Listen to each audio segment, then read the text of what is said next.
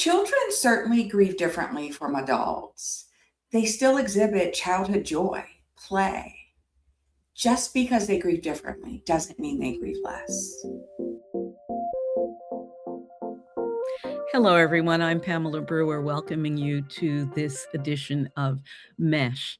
I am here today with a guest who will talk to us about the ways in which children grieve, and unfortunately, she has personal experience with that.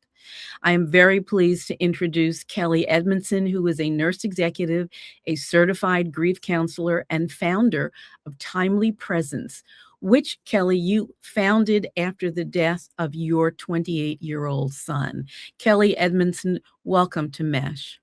Thank you, Dr. Brewer. I appreciate this opportunity. Let's start with the loss of your son. Now, I know that that's you as an adult grieving the loss of your child, but can you just tell us a little bit about that before we go more specifically into the way children grieve differently? My son was diagnosed with epilepsy at 18. And so one night he went to sleep. I happened to be on vacation on a cruise ship at the time and got the call that he seized in his sleep and aspirated and died. So we lost him very suddenly, very unexpectedly. And although I have dedicated my life to caring for people facing trauma and the end of life and the unexpected, I've really learned a lot through the process about what it means to navigate grief, which is a very human and universal experience, but something we certainly don't understand very well in our society. And we're never prepared for it, even though that we will all experience it at some point. It's so very, very true. And, in my case, the death of a child is so abnormal, right? It's just something you're never prepared for. And Right. so I've spent the last 3 years really learning the psychology of grief and loss. And we live in a society that has a lot of rituals for the Yes. dying, a Yes. lot of rituals for the dying, a lot of rituals around death, and not much for the survivors. It's very true. Very true indeed. I'm so sorry to hear about the loss of your son. I cannot imagine. Thank you. He was a brilliant young man, too, just absolutely brilliant. And so my commitment to him is to make sure that people understand his journey and my journey through his loss, to leave for his legacy. Well, and I think that's how Timely Presence came into fruition. I'd like to shift gears just a little bit and talk to those adults who are listening about how children grieve, because I think there's a lot we don't understand about what grief looks like in children. Can you take us through some of what happens when a child grieves? Yeah, the young children especially, it's very important that as adults, we're very clear in our messaging. We sometimes want to be very protective of children. It's a natural response. It's a natural response to do that, but children can be quite literal. And so when we say things like Grandpa went to sleep and never woke up, we can certainly frighten children and make them afraid of very natural things, right? They call that magical thinking in children. And so, clarity is super important for the grieving child. We have to give the message that grandma is no longer here. And lots of families where we have faith, we talk about her going to live with God and she's gone on with angels, and all of those things are appropriate. But we have to be clear that we don't get to see grandma anymore. And that's so important, because you're right. A lot of people will say, Grandpa just went to sleep. And even as I heard you saying it, my immediate thought was, oh my goodness, I can't go to sleep. Right? You can't go to sleep. Grandpa went to sleep and look what happened to him. I better not ever go to sleep again. And I can absolutely see a child going there. Let's talk about the child who is grieving the loss of a parent that he or she has never actually met. What does that look like? Yeah, it is much like adults who have had strained relationships, traumaful relationships, right? You're grieving multiple things. Relationships, you're grieving you're grieving the loss of what could have been and of having those conversations that you haven't been able to have. Children have this unique loss that I think sometimes adults don't always appreciate. Young widows and widowers sometimes get that. They have a cohort that generally has parents, right? That has parents. And so when you've lost the relationship with someone before death, you're already different. That's already a time when I'm not like my peers. When you compound that with the inability to ever create that relationship later, it creates an additional loss and trauma. And so it's important to recognize that as compounded grief, which is really more difficult to navigate than regular grief. You have to address multiple concerns. And parents who are trying to be thoughtful and trying to be protective don't always acknowledge all the losses, right? But the child feels them. And so transparency is super important, right? And so acknowledging, I'm sorry that mom wasn't there and you didn't have the opportunity to create the memories with mom and spend your last birthday with mom is as important as saying that you won't be able to do that in the future. Those are really, really important things for those children. There are certainly contentious relationships in which, for whatever reason, the parent is absent because he or she is angry with the other parent, or doesn't want to pay child support, or just didn't want the child to begin. I mean, there's so many things that happen in contentious relationships. What guidance would you offer to the caretaking parent? I think we have to be very mindful, and this is true in grief, but it's just true in parenting in general. Our feelings, how we display them, particularly when the child is heightened and the intensity of emotion is incredibly important. And so we have to put our feelings away. I unfortunately have encountered situations where we've had a very similar situation to what you've described, and a parent that was very angry at the other parent, very derogatory in their conversation, which created additional trauma for the child. And so it is an important time. Part of the job of parenting is for us to always be repairing and admitting when we as parents could have done better. And it's important to say, I may not have always made the right choices around your father, around having your mother around, your grandparents around, and we can't fix that. But what I am going to do is to protect the memory of them. And so it is safe to talk about your father.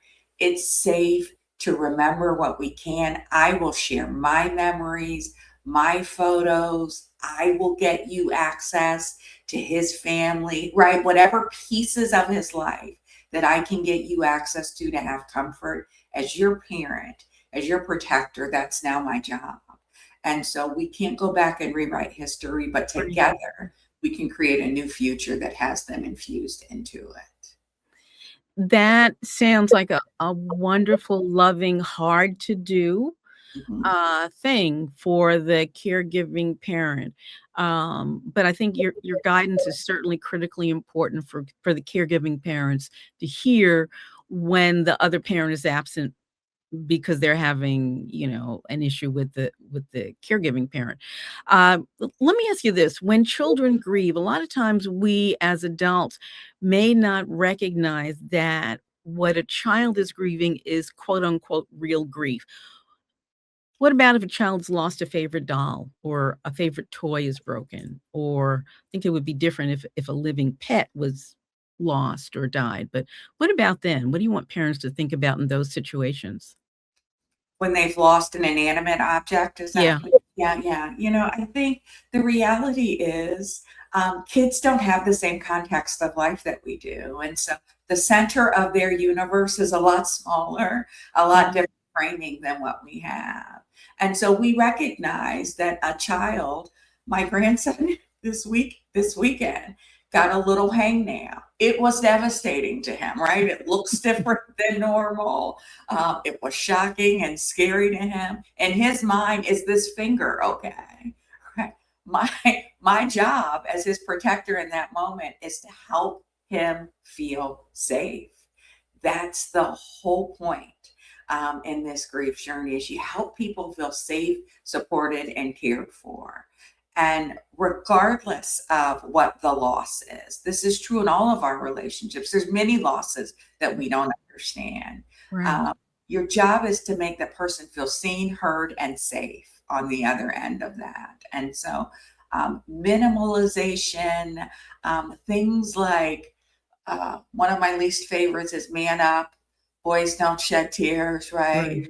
Right. Safe, healthy grieving and sharing of emotions in the moment is something that we should not only encourage, but be there to support people through. And so safely sharing that, just because this doll's lost or this toy is broken doesn't mean that we can't go purchase another toy. We can't get another. Look, let's play with the bear, right? We can present options and things that help calm the child in the moment, but we have to acknowledge, recognize, and then help move them to safety.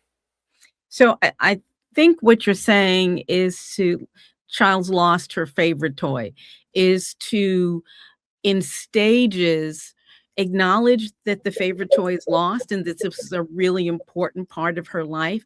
And then at some point begin to talk about maybe we can get a different doll or another doll, or I don't know, replace that doll. I'm not sure where a parent should go in that situation. Yeah, I always give people, there's really 3 R's that I say to do through any loss. There's 3. And so the first is really regulate your response. So check how you're going to show up in this moment, even if you think it's ridiculous. Even if right, you regulate you and respond on their level. And so that's the first thing. Acknowledge their response. You respond to what their need is in the moment. You show up that way. The second is respond. So you do something. You see where they are, you've regulated yourself, and you do something to help them be calm in the moment. Acknowledge, you provide comfort for children. That's often physical touch. That's getting down on their level. That is sometimes in the moment offering an immediate alternative. This doll's gone, but we have this one, right? You respond in the moment. You know your child best. You respond in that moment with something that provides real comfort, that's non-judgmental and not rushed. And then the last is remain. So you regulate, respond, and remain. And remain is really, if this thing was really important to them, tomorrow we can talk about how we don't have our doll baby anymore, but we can go look for another doll, right? We continue to bring up, Okay. not in a way that's painful, but if children have excellent recall. We don't give them enough credit for that. It's sad but true. So the continued acknowledgement, the not hushing, the not rushing, the staying with is as important for a child as it is for an adult. We want children, because they grow quickly and they change quickly, to move through emotional experiences quickly, but they happen to be people too. One of the things that I'm hearing you say, which is true absolutely all through adulthood, is the sense of feeling heard. If you pretend that your child's doll baby or truck or whatever doesn't matter, that child in that moment knows that he or she is not being heard. That's exactly right. And that's not a healthy experience for children and or adults to grow into. And that is all losses. That's the loss of a doll. That's the kid that didn't make the middle school basketball team. Okay. That's the kid whose best friend has now moved across the country, right? These are devastating losses for children in their stage of development. And so that listening, acknowledging, and remaining with them through that is incredibly important. They have to feel safe to come back and bring these up without fear that you think they should have moved past or moved on from that. Right. Kelly, I'm going to break away from our conversation just for a second and encourage the M.E.S.H listeners to subscribe to the M.E.S.H with Dr. Pamela Brewer channel on YouTube. There you will have access to all of the conversations we have. This one is certainly a particularly important one because I so frequently hear from parents that they're not quite sure what to do when they've experienced when their child has experienced a loss. So like, share, subscribe to the YouTube channel. We're also on Facebook. There are lots of ways that you can access M.E.S.H with Dr. Pamela Brewer. I'm going to go back to the conversation with Kelly right now. Kelly, when your child has lost something and you're so angry about the loss or you feel guilty about the loss, how do you regulate yourself when you're dealing with your own stuff? Yeah. Why was I driving that car when this thing happened? Why didn't I put on gas? Why didn't I learn? Why didn't I ask? How does the parent deal with that? It's a great question. And so the reality is, children don't do well when we are emotionally labile, right? When we have really heightened emotions. However, it is important for for children to see that their parents are moving with them through the experience, not watching them through the experience. And so, Right. the through a divorce, through the loss of a significant person in your life, through the loss of a pet, those moments where you show emotional vulnerability, it's not wrong for a child to see their parent cry. Okay.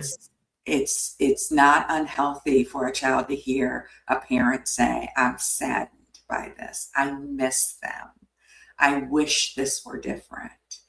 um, we have to be able to show that we can move forward, right? Through time and all of those things. But it's not wrong. It's also not wrong to say to children that mommy or daddy we're seeing a counselor, we're seeing a therapist, we're getting help. It's emotionally difficult. Modeling those healthy mental health behaviors are very, very good for them.